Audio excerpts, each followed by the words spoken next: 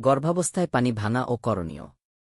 সাধারণত amniotic membrane rupture বা পানি ভাঙার ঘটনা হয় লেবার পেইন ওঠার পর।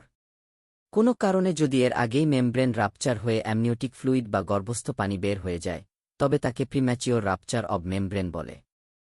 এটি গর্ভাবস্থায় একটি সাধারণ সমস্যা, যা নিয়ে অনেকে শঙ্কিত থাকেন।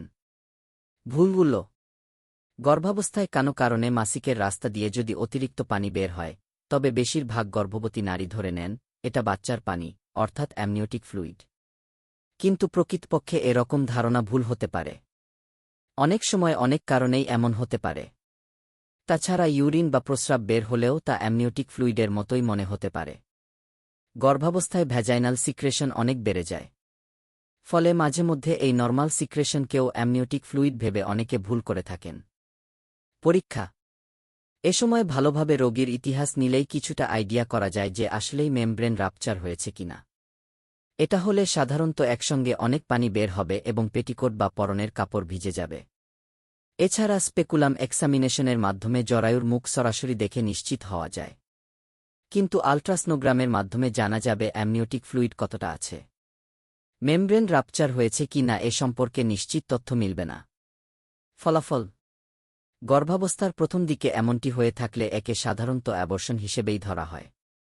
আর যদি বাচ্চা ম্যাচিওর হতে কিছুদিন বাকি থাকে, তবে রোগীকে হাসপাতালে বেড রেস্টে রেখে বাচ্চার ম্যাচিওরিটি পর্যন্ত অপেক্ষা করতে হয়।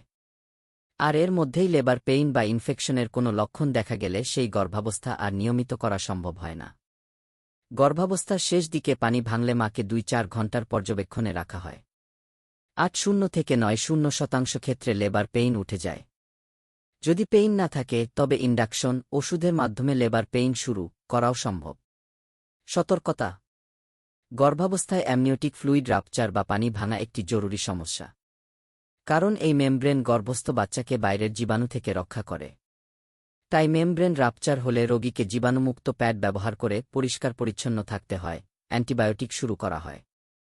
একই সঙ্গে অ্যামনিওটিক ফ্লুইড এবং প্রস্রাব পরীক্ষা করে দেখা হয় কোনো ইনফেকশনের লক্ষণ আছে কিনা। কারণ বিভিন্ন ইনফেকশনের কারণেও মেমব্রেন রাপচার হতে পারে। তাই পানি ভাঙার লক্ষণ দেখা দিলেই গর্ভবতী নারীদের উচিত অনতিবিলম্বে নিকটস্থ চিকিৎসককে অবহিত করা। ডা. নুসরাত জাহান, অ্যাসোসিয়েট কনসালট্যান্ট, অবসকাইনি, ইম্পেরিয়াল হসপিটাল, চট্টগ্রাম।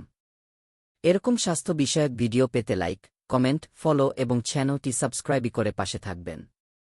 মহান আল্লাহ আপনাকে উত্তম যা দান করুক। আমিন।